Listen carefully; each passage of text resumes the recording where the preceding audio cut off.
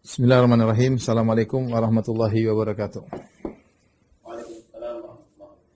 Alhamdulillahi ala ihsanihi wa syukru lahu ala taufiqihi wa amtinanihi. Asyhadu an la ilaha illallah wahdahu la syarika lahu ta'ziman li sya'nihi. Asyhadu anna Muhammadan abduhu wa rasuluhu da'ila ridwani. Allahumma salli alaihi wa ala alihi wa ashabihi wa ikhwani. Para jamaah Masjid Asra yang dirahmati oleh Allah Subhanahu wa taala.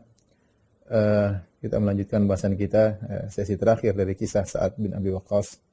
Kalau tidak salah ini pertemuan yang keempat atau kelima ya. Yang kelima ya. Pada pertemuan lalu kita telah bercerita tentang bagaimana peperangan Ma'arakat Al-Qadisiyah yang dia merupakan adalah peperangan penentu dalam menggulingkan Persia. Tentunya setelah itu masih ada peperangan-peperangan sampai terakhir pada peperangan Nahrawan, tetapi ini yang paling utama karena ini peperangan mereka mengumpulkan pasukan yang sangat banyak, namun akhirnya dimenangkan oleh pasukan Sa'ad bin Abi Waqqas pada tahun 16 Hijriah ya. Setelah mereka kabur, Sa'ad bin Waqqas tidak berhenti karena kita sudah sampaikan bahwasanya Al-Qadisiyah adalah di awal daripada dia ada perbatasan antara negeri Arab dengan negeri Persia. Ya, tentunya ibu kotanya masih di dalam, yaitu Al-Madain. Al-Madain masih di dalam, masih jauh.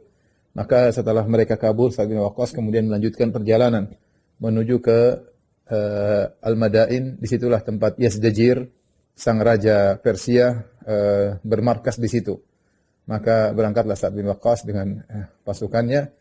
Dan Al-Madain disebut dengan Al-Madain karena di situ ada 7 kota kalau tidak salah. Al-Madain itu jamak dari Madinah, yaitu kumpulan dari kota-kota kecil ya, kota-kota yang sekitar 7, kemudian pusatnya adalah di Al-Madain ya.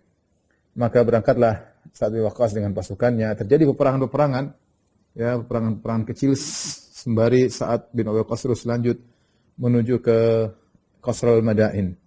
Sampai akhirnya peperangan kecil tidak kita ceritakan, ya, kita langsung pada intinya. Sampai akhirnya Sa'ad bin Waqqas dengan radhiyallahu anhu dengan pasukannya sekitar 60.000 pasukan berkuda tiba di pinggiran sungai Dujlah atau disebut dengan sungai Tigris ya.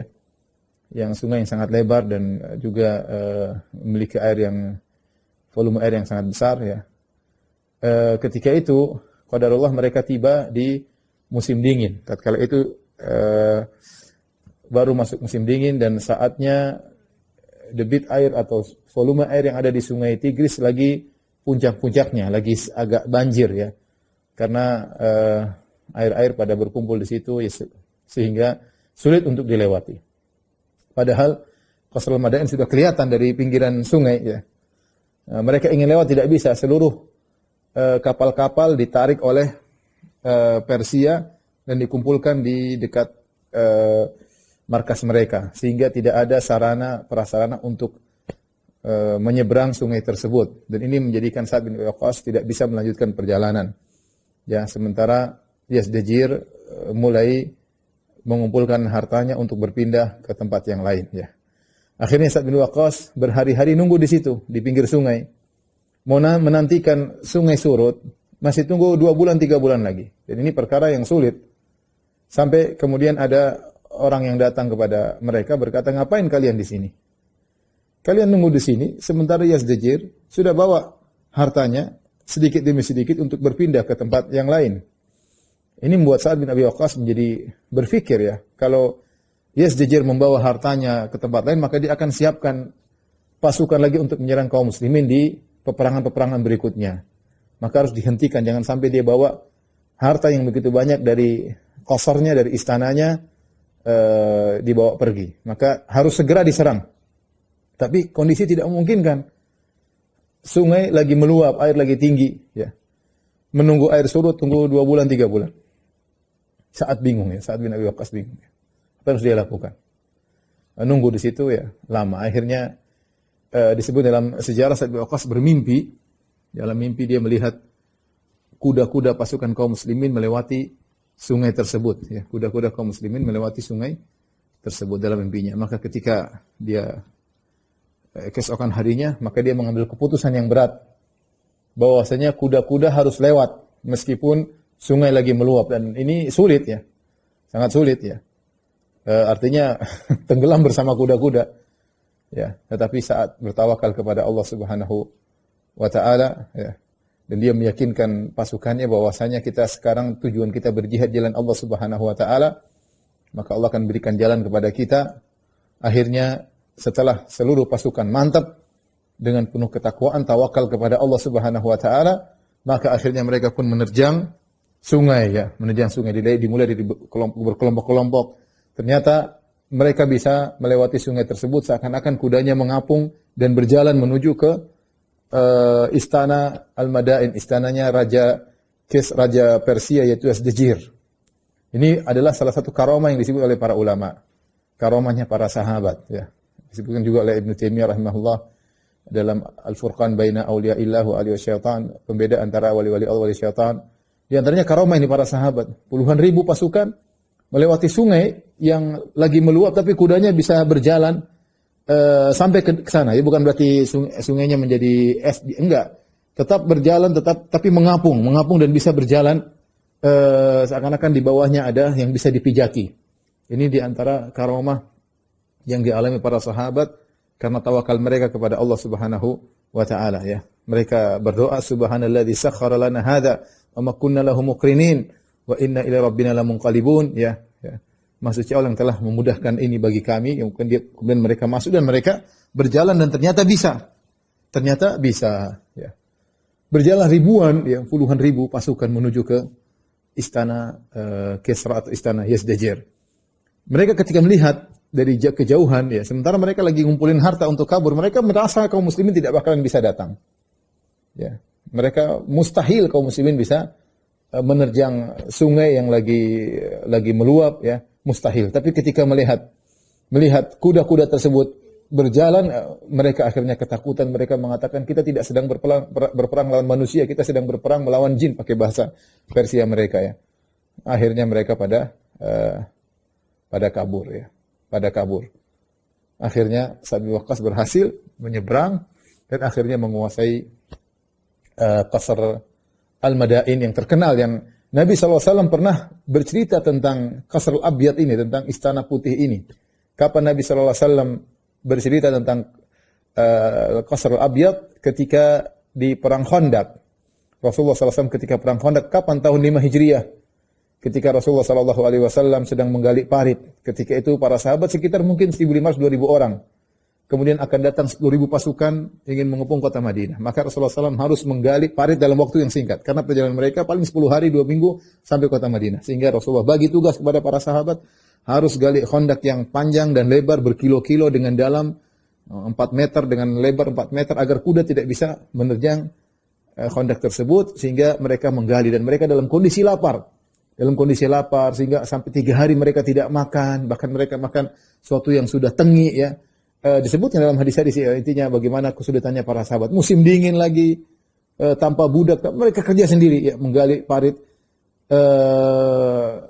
Kemudian di tengah-tengah mereka menggali parit, tiba-tiba ada kudyah, ada batu besar yang tidak bisa mereka hancurkan. Mereka nggak bisa, para sahabat hancurin nggak bisa, ya, karena galian dalam ya. Akhirnya mereka lapor kepada Nabi, ya Rasulullah, ada kudyah menghalangi kami. Maka Rasulullah SAW berdiri. Ketika Rasulullah SAW berdiri, para sahabat lihat Rasulullah mengikat perutnya dengan batu. Ya Rasulullah SAW ternyata kelaparan juga seperti mereka. Dan dia mengikat perutnya dengan batu. Lantas dia pun berjalan menuju ke kudyah tadi, batu besar. Kemudian dia pun mukul dengan mikwalnya, dengan semacam kapaknya atau semacam cangkulnya. Maka pecahlah batu tersebut sepertiga, kemudian hancur. Ketika Rasulullah SAW menghancurkan, dia mengatakan, ro'a itu, aku melihat istana merahnya Romawi. Dan Rasulullah mengatakan, kita akan menguasainya. Ya. Maknanya demikian. Ya. Kemudian Rasulullah pukul lagi, hancur. Rasulullah, aku melihat Al-Qasr Al-Abyad. Aku melihat istana putih milik Persia. Dan kita akan diberikan kunci-kunci perbendaharaan Persia. Kemudian Rasulullah pukul lagi ketiga, Rasulullah mengatakan tentang Yaman. Ketika itu orang-orang munafik mengejek, ini Muhammad lagi kelaparan, ya, musim dingin, mau diserang 10.000 orang, kemudian ngomong, kita akan menguasai Persia. Jangankan ngomong Persia, ini depan kita 10.000 orang. Mereka sudah tidak bisa berkutik, kelaparan. Harus bikin khandak supaya tidak bisa diserang. Sekarang Muhammad ngomong akan menguasai Romawi, akan menguasai Persia, yang benar aja. Jadi bahan ejekan kepada Muhammad sallallahu alaihi wasallam. Itu Rasulullah ucapkan pada tahun 5 Hijriah. Subhanallah, terjadi pada tahun 16 Hijriah. Qasrul Abyad dikuasai oleh kaum muslimin. Berapa tahun ya? Sekitar 11 tahun kemudian. Ya, 11 tahun kemudian misdaq qauli Rasulullah sallallahu alaihi wasallam, kebenaran sabda Rasulullah sallallahu alaihi wasallam, dan yang menguasai adalah Sa'ad bin Abi Waqqas radhiyallahu taala anhu. Tentu para sahabat tahu tentang ketika mereka lihat Qasrul Abyad, mereka langsung berkata, ini yang dijanjikan oleh Rasulullah sallallahu alaihi wasallam dulu. Ini yang dijanjikan oleh Rasulullah sallallahu alaihi wasallam dulu. Ya. Dan mereka berhasil ya. Jadi mereka lihat dari jauh mereka, dan Qasrul Abyad ini sudah terkenal di mana-mana. Istilahnya apa kalau bahasa kita? Istana megah putih yang orang-orang Arab, apalagi Arab Badui, apalagi orang Arab tinggal di Madinah, mana pernah lihat bangunan semewah itu. Sampai sekarang masih ada puing-puingnya. Besar, kemudian itu istananya lah, tempat tinggalnya Yazdijir di zaman tersebut, dengan tingkatan bangunan yang tinggi. Zaman tersebut sangat mewah ya. Di zaman itu sangat mewah istananya Yazdijir. Mereka disebut Iwan Kisra, atau markasnya Yazdijir, atau Al-Qasr Al-Abyad, itu istana putih ya. Akhirnya Sa'ad bin Waqqas akhirnya berhasil menyeberang dengan karomah, dan ini dalil bahwasanya karomah tidak dipelajari ya. Allah berikan karomah begitu saja. Kalau ada karomah dipelajari itu ilmu sihir ya. Karomah itu nggak dipelajari. Orang bertakwa kepada Allah, syaratnya tiba-tiba Allah berikan. Kapan Allah cabut kembali, selesai. Bukan berarti setiap kali mereka lewati sungai bisa langsung seperti itu lagi. Tidak, ini mereka lagi perlu, mereka berdoa dan Allah berikan. Bukan ilmu caranya bagaimana bisa lewat sungai. Enggak ada. Sa'ad bin Waqqas nggak pernah belajar seperti itu ya. Bagaimana cara naik kuda di atas sungai, nggak pernah belajar seperti itu. Tiba-tiba Allah berikan. Itu bedanya karomah sama ilmu hitam. Ilmu sihir. Ilmu sihir bisa dipelajari. Pelajari pakai beginilah, pakai baca-bacaannya, pakai darah inilah, darah anulah. Nah, itu ilmu sihir. Kalau karomah tidak perlu dipelajari.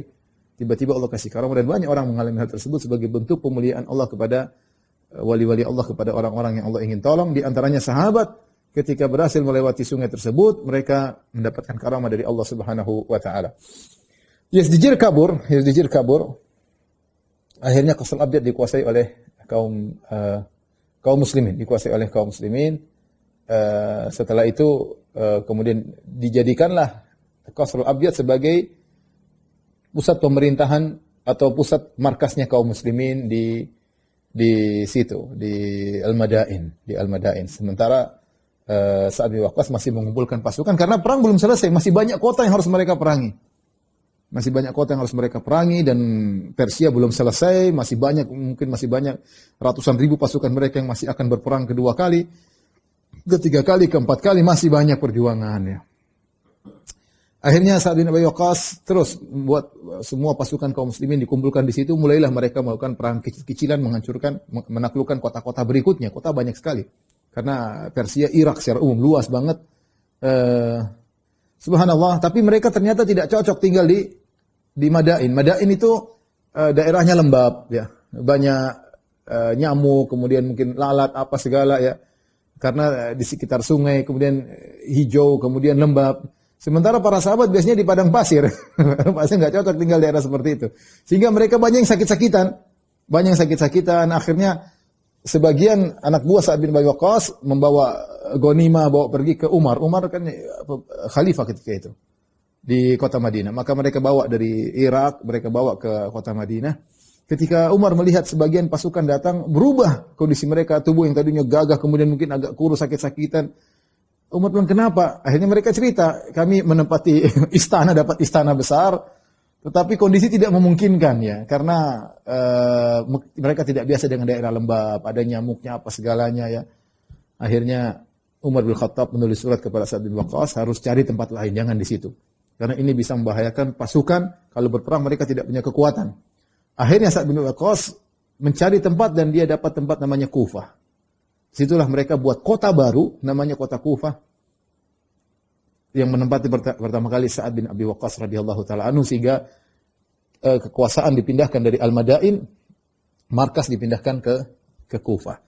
Dan sambil peperangan terus berjalan, jadilah Sa'ad bin Abi Waqqas pertama kali menjadi penguasa kota Kufah, dan dia bukan hanya menguasai Kufah saja, bahkan banyak daerah Irak yang telah dikuasai oleh kaum muslimin, Sa'ad bin Waqqas menjadi amirnya. Kita tahu di Kufah ternyata banyak orang-orang yang enggak beres ya. Sa'ad bin Waqqas memimpin Kufah. kemudian mereka melaporkan, mengeluh tentang Sa'd bin Waqqas kepada Umar bin Khattab radhiyallahu anhu. Mereka mengeluh. Berangkatlah sebagian mereka pergi ke kota Madinah. Mereka bilang Sa'd bin Abi Waqqas bersenang-senangan dengan dunia, dia membuat istana. Memang benar Sa'd bin Waqqas bikin qasar, semacam kantor pemerintahan di situ. Dia kerja di situ. Kemudian yang jadi masalah, Sa'd bin Waqqas bikin pintu dari kayu yang menghalangi orang untuk masuk ke dia. Karena orang banyak ngomong, dia ini orang nyeletuk di belakang, maka daripada mengganggu dia bikin pintu dari kayu. Sampailah laporan ini kepada Umar, dan Umar kita tahu terkenal sangat zuhud. Umar radhiyallahu terkenal sangat zuhud.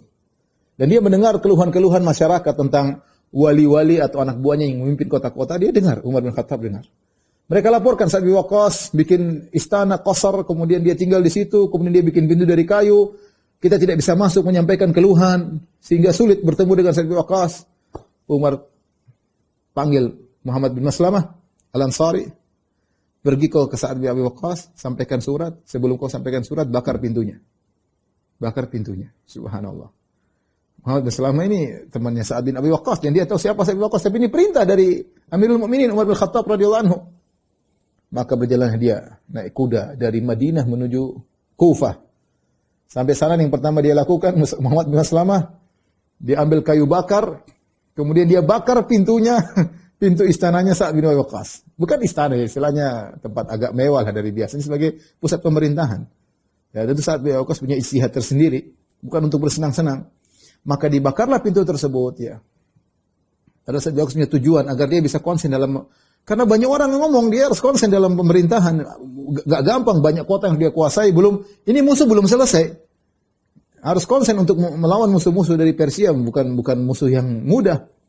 Nah, dia bikin pintu supaya dia bisa konsen. Ternyata laporannya berbeda. Akhirnya Muhammad bin Maslamah kemudian bakar. Baru kemudian dia ketemu Sa'ad, dikasih surat. Dan Sa'ad tidak marah. Sa'ad tahu ini perintah dari Umar bin Khattab. Maka Sa'ad bilang, persilakan masuk. Kata dia, enggak. Padahal mereka teman. Tapi ini sekarang dia sedang menjalankan tugas. Tidak ada kebencian Muhammad bin Maslamah kepada Sa'ad. Tidak ada sama sekali. Mereka sedang menghargai. Cuma ini perintah dari Umar bin Khattab radhiyallahu anhu, Amirul Mukminin. Kemudian Sa'ad suruh masuk, dia enggak mau, Sa'ad yang keluar. Kasih surat, ini perintah dari Umar, kemudian langsung pulang. Kata Sa'd bin Waqqas, saya kasih kau bekal untuk pulang. Kata dia enggak. Sebenarnya tidak mau terima bekal. Pulang kan jauh dari Kufah menuju Madinah. Dia enggak terima bekal. Akhirnya dia pulang. Muhammad bin Maslamah pulang. Benar, di tengah jalan Muhammad bin Maslamah habis bekalnya, sehingga dia harus makan makan daun-daun. Kelaparan sampai kota Madinah, dia dalam kondisi sakit. Umar bilang, kenapa? Enggak ada bekal. Kau tidak dikasih bekal sama Sa'ad. Ya dikasih, cuma saya tidak ambil. Kenapa tidak ambil? Ya kau tidak perintah. Subhanallah, kau tidak perintah. Ya, kau tidak diperintah bukan berarti dilarang, kata Umar. Gampangannya demikian. Kalau saya tidak perintah bukan berarti saya melarang. Ya sudah, jadi mereka bertakwa kepada Allah. Mereka tidak mau melanggar aturan Umar bin Khattab radhiyallahu taala anhu. Ya, demikianlah, padahal mereka saling mencintai, Sa'ad mencintai Muhammad bin Maslamah juga mencintai Sa'ad, tapi aturan harus dijalankan. Kita katakan bahwasanya Sa'ad tidak salah, ya, tapi Umar ingin yang lebih afdal bagi Sa'ad. Ya. Seorang penguasa harusnya mudah mendengar keluhan, ya, apalagi zaman dulu. Zaman sekarang mungkin harus melewati cara-cara tertentu, tapi zaman dulu mudah, ya. Tidak semua orang mengeluh. Kalau ada yang mengeluh, biar bisa ketemu, dan Sa'ad harusnya bisa mengambil sikap. Ini ijtihad Sa'ad, tidak disetujui oleh Umar bin Khattab radhiyallahu anhu, dan dia sebagai penguasa tertinggi, Amirul Mukminin, dia memutuskan agar dibakar pintu tersebut, dan dia bilang, Sa'ad suruh jangan tinggal di situ, suruh tinggal sebagaimana orang-orang lain. Akhirnya Sa'ad menjalankan perintah Umar bin Khattab radhiyallahu taala anhu. Baik, ini keluhan yang pertama. Berjalan pemerintah Sa'ad bin Abi Waqqas. Abi Waqqas seorang bertakwa kepada Allah. Ya, tidak ada yang ragu Sa'ad bin Waqqas, mujahid. Orang pertama masuk Islam di zaman Nabi SAW, awal-awal Islam. Mungkin dia orang kelima pertama yang masuk Islam. Bayangkan. Bukan seperti kita, orang keberapa miliar yang masuk Islam. Waqqas orang kelima yang pertama masuk Islam. Dia mengatakan, ana sulusul Islam, aku orang ketiga. Maksudnya di zaman dia itu, pas dia masuk Islam bersama dengan Abdurrahman bin Auf, dengan beberapa orang. Tapi intinya dia masih 10 pertama kali yang masuk Islam. Tidak orang kelima atau orang sekian. Ya, dia sudah bersama Nabi. Dia yang pertama kali melepaskan anak panah. Dia yang pertama kali melukai kaum musyrikin. Dia yang pertama kali Nabi SAW mengatakan bi abi aku menebusmu engkau hai Sa'ad dengan ayah dan ibuku. Ya.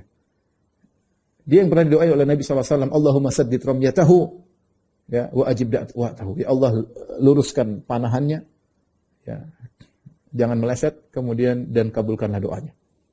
Dan dia yang kata Nabi SAW mengatakan, hadha khali, inilah pamanku, Sa'ad bin Abi Waqqas. Dia yang Rasulullah SAW pernah mengatakan, Sa'ad fil jannah, Sa'ad bin Waqqas di surga. Apalagi yang kurang dari Sa'ad bin Abi Waqqas?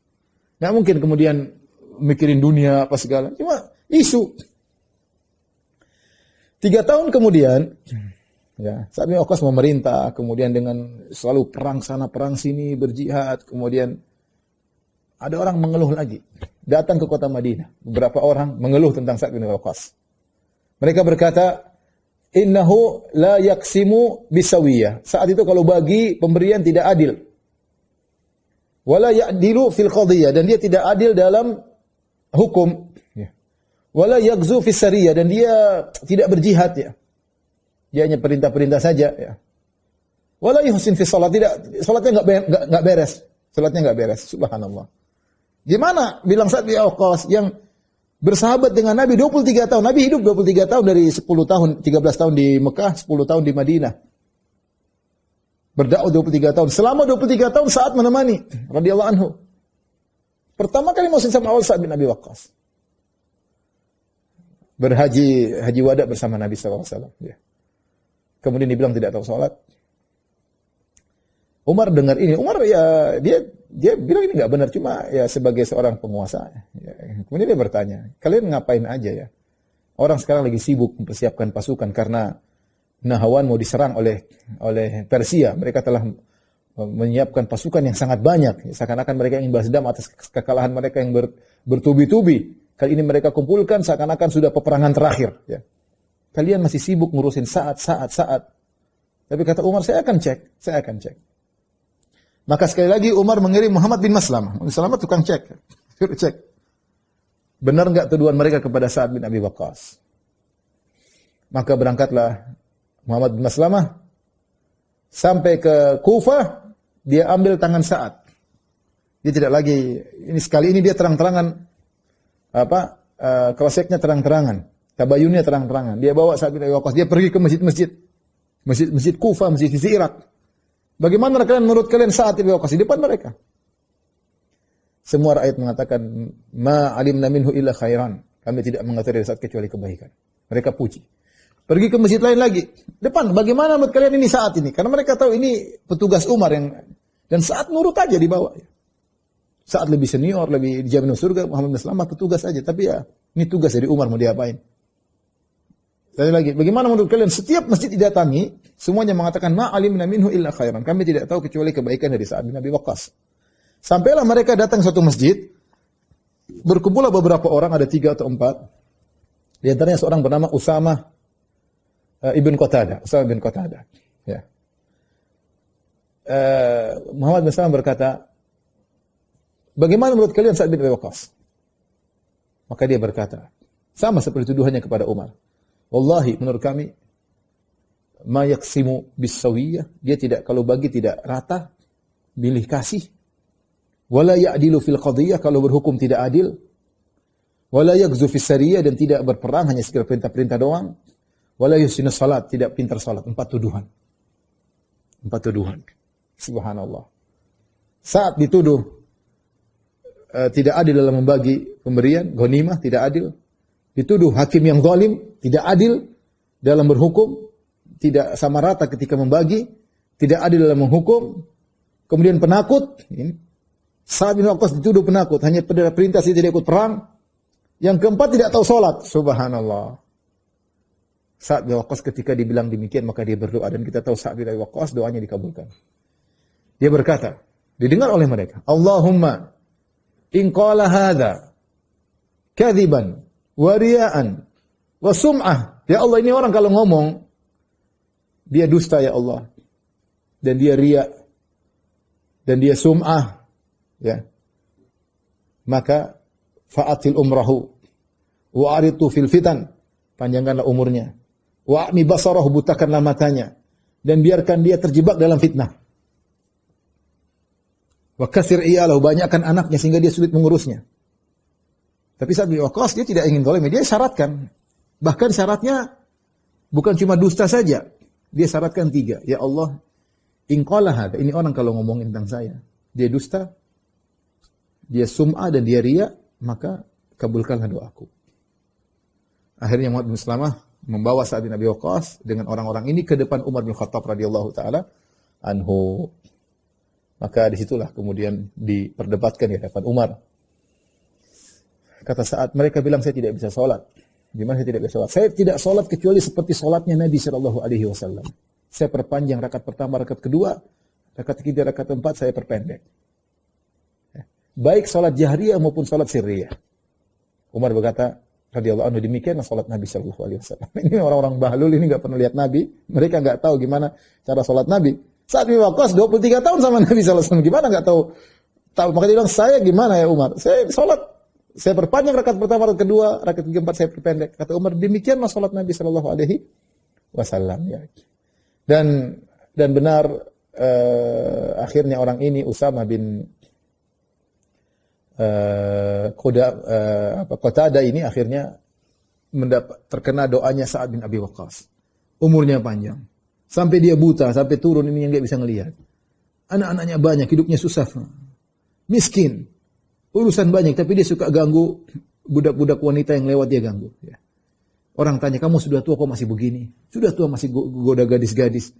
Kata dia, asabatni da'watu ar-rajulul mubarak Sa'ad bin Abi Waqqas. Saya terkena doanya Sa'ad bin Abi Waqqas. Saya terkena doanya Sa'ad bin Abi Waqqas. Ya. Hati-hati ya. Saat mustajabu dakwah. Ya.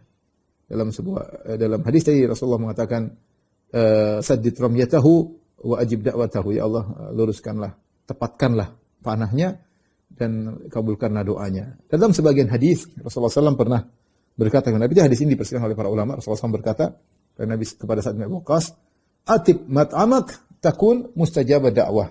Wahai Sa'ad bin Abi Waqqas, atib mat'amak, jadikanlah makananmu halal. Makan yang baik, yang halal, dari hasil yang halal. Ya. Takun mustajabah dakwah. Kau akan menjadi orang yang mudah dikabulkan doanya. Ya. Ini hadis meskipun fihi nazar, kata sebagian ulama, sanadnya perlu diteliti kembali, tapi secara makna benar. Sebagaimana hadis yang masyhur dalam Arba'in Nawawiyah yang Nabi melihat seorang yang asy'atha akbar yamuddu yadayhi ila sama' yaqulu ya rabbi wa mat'amu haram wa bashrabu haram wa malbasu haram wa ghudhiya bil haram fa anna yustajabu lidzalik. Nabi melihat ada seorang sedang bersafar, kemudian rambutnya semrawut penuh dengan debu, mengangkat kedua tangannya berdoa, ya Rabb, kabulkanlah doaku. Kata Nabi, bagaimana mau dikabulkan? Makanannya haram, minumannya haram, pakaiannya dari hasil haram. Kenyang dari hasil haram. Fa anna yustajabu lah, bagaimana mau dikabulkan? Ini berarti mafhum mukhalafahnya kebalikannya. Kalau dia makanannya halal, minumannya haram, minumannya halal, pakaiannya halal, kenyang dari hasil yang halal, maka doanya mudah dikabulkan. Ya. Doanya mudah dikabulkan. Lihatlah bagaimana ayahnya Imam Al-Bukhari rahimahullahu ta'ala. Ya. Ketika akan meninggal dia mengatakan, saya tidak tahu satu dirham pun masuk di mulutku dari dirham yang syubhat. Ya ada, bukan yang haram, yang syubhat aja satu dirham pun enggak ada saya makan. Anaknya Imam Bukhari. Dia berdoa Allah kabulkan. Jadikan anak yang sangat luar biasa hebat. Al-Imam Al-Bukhari rahimahullahu ta'ala. Ya. Jadi setelah itu Sa'ad bin Abi Waqqas ditarik oleh Umar bin Khattab radhiyallahu anhu, tidak lagi kembali ke Kufah. Setelah 6 tahun dia masuk ke Kufah. Dari tahun 16 Hijriah sampai pertengahan tahun 20 Hijriah. Yang kehidupan dia semuanya jihad fisabilillah Sa'ad bin Abi Waqqas radhiyallahu anhu. Ya, berjuang membentuk pemerintahan di Kufah. Akhirnya gara-gara fitnah dan macam-macam tuduhan, Umar memandang perlu ada pergantian. Maka Umar bertanya, siapa yang kau gantikan? Kau wakilkan dirimu di sana. Kata dia, aku telah meletakkan Abdullah bin Itban sebagai penggantiku. Umar cocok ya. Subhanallah, akhirnya Sa'ad bin Abi Waqqas tinggal di Madinah ya. Sampai terjadi terbunuhnya Umar bin Khattab radhiyallahu taala anhu. Dan setelah itu Kufah mengalami perubahan-perubahan. Ternyata memang masyarakat Kufah tukang bikin onar, tukang bikin fitnah, tidak setuju dengan amir yang baru. Sa'ad bin Waqqas mereka tidak setuju. Sebagian tentunya, tapi mereka bikin provokasi. Kemudian diganti Abdullah bin Itban. Kemudian mereka juga tidak setuju. Kemudian diganti Ibnu Hanzalah. Kemudian mereka juga tidak setuju, diganti lagi. Kemudian diganti Ammar bin Yasir radhiyallahu anhu. Umar pilih jadi khalifah. Tidak setuju juga. Mereka minta diganti. Akhirnya ganti Abu Musa al-Asy'ari. Mereka tidak setuju. Umar bingung ini siapa lagi? Semua ya orang hebat. Terakhir Umar kirim Al-Mughirah bin Syu'bah radhiyallahu taala anhu. Umar mengirim Al-Mughirah bin Syu'bah radhiyallahu taala anhu. Jadi memang bukan kesalahan pada saat, tapi kesalahan pada sebagian provokator yang ada di Kufah, dan Kufah adalah tempatnya fitnah. Taib Sa'ad bin Abi Waqqas akhirnya tinggal di Madinah setelah 6 tahun bergelut dengan peperangan di Kufah, dan akhirnya beliau tinggal di Madinah. Allah menghendaki dia meninggal di kota Madinah. Kemudian hidup di kota Madinah tidak sebagai pejabat apapun, sampai akhirnya Umar bin Khattab radhiyallahu anhu terbunuh ya setelah itu oleh Abu Lu'lu'ah al-Majusi. Kemudian Umar bin Khattab radhiyallahu anhu ditikam di perutnya 3 kali, sehingga kalau dia makan akhirnya keluar makanan, minum keluar minuman. Dia kumpulkan 6 orang, maka dia memilih 6 orang tersebut, salah satunya harus menjadi khalifah. 6 orang tersebut semuanya mubasysyirina bil jannah, orang-orang dijamin surga oleh Allah Subhanahu wa taala, oleh Nabi sallallahu alaihi wasallam. 6 orang tersebut Utsman bin Affan, Sa'ad bin Abi Waqqas, Abdurrahman bin Auf, Zubair bin Awam, Talha bin Ubaidillah, Ali bin Abi Thalib. 6 orang tersebut dipilih, salah satu harus jadi khalifah. Di antaranya Sa'ad bin Abi Waqqas. Umar tahu Sa'ad bin Waqqas diridhoi oleh Nabi, dijamin masuk surga. Maka dia pilih 6 orang tersebut. Ternyata yang menjadi khalifah adalah Utsman bin Affan radhiyallahu taala anhu. Kemudian di masa pemerintahan Umar, Sa'ad bin Abi Waqqas juga menjalani kehidupannya sampai akhirnya Maktal Utsman, terbunuh Utsman pada tahun 35 Hijriah. Utsman terbunuh. Utsman terbunuh radhiyallahu taala anhu dengan kisah yang sudah pernah kita sampaikan. Ketika Utsman bin Affan terbunuh, Sa'ad bin Waqqas tahu bahwasanya akan terjadi fitnah luar biasa. Firasatnya jalan. Dia mendengar hadis-hadis tentang fitnah, dan dia meriwayatkan hadis-hadis tentang fitnah. Dia yang pernah mendengar Rasulullah SAW bersabda, akan ada fitnah, bahwasanya al-qa'idu fiha khairun minal qa'im, wal qa'imu fiha khairun minal mashi, wal mashi fiha khairun minas sa'i. Kata Nabi SAW, akan datang fitnah, yang duduk di situ lebih baik daripada yang berdiri, yang berdiri lebih baik daripada yang berjalan, yang berjalan lebih baik daripada yang berusaha cepat berlari menuju fitnah. Saat mendengar hadis-hadis tersebut, kemudian dia juga yang meriwayatkan hadis, Rasulullah akan terjadi fitnah, maka dia mengatakan, Rasulullah mengatakan jika terjadi fitnah, makanya seorang hendaknya sibuk dengan ontanya, sibuk dengan kambing-kambingnya. Maka saat bertanya Rasulullah, kalau seorang tidak punya onta, tidak punya kambing, apa yang dia lakukan? Kata Rasulullah SAW, ambil pedangnya, kemudian ambil batu, pukul tajamnya. Ya, falyadukku hiddahu bihajarin. Pukul, jadi pedang itu ditumpulin, suruh tumpulin oleh Nabi SAW. Saya mengatakan, ya Rasulullah, kalau dia masuk rumahku, bunuhku. Ya, kata Nabi, faltakun kabna Adam. Jadilah engkau seperti orang yang terbunuh, jangan kau membunuh. Mulailah saat melihat terbunuhnya Utsman, ini bukan perkara ringan, ini khalifah, dicintai oleh kaum muslimin, dan Bani Umayyah banyak. Dan benar terjadi fitnah. Maka ketika Utsman bin Affan mulailah saat menjalankan sunnah Nabi SAW, dia beli tanah agak jauh dari kota Madinah, kira-kira 10 mil, di daerah namanya Hamra'ul Asad. Sampai sekarang kalau kita masuk kota dari Mekah menuju Madinah, sudah dekat Bir Ali, dekat Bir Ali atau Zulhulaifah, tempat mikot, sebelah kanan tuh kita akan lihat tulisan Hamra'ul Asad. Situlah daerah yang pernah Nabi SAW menunggu perang setelah perang Uhud. Rasulullah SAW ke situ untuk menanti kedatangan Abu Sufyan, disebut dengan perang Hamra'ul Asad. Dari situlah Sa'ad bin Waqqas agak jauh dari kota Madinah. Sengaja dia tinggal di situ. Dia tahu ini akan terjadi fitnah, ya. Bayangkan dia tinggalkan Masjid Nabawi, jauh lah. Itu 10 mil, kira-kira berapa? 1,7 kali 17 kilo, hampir 20 kilo dari kota Madinah.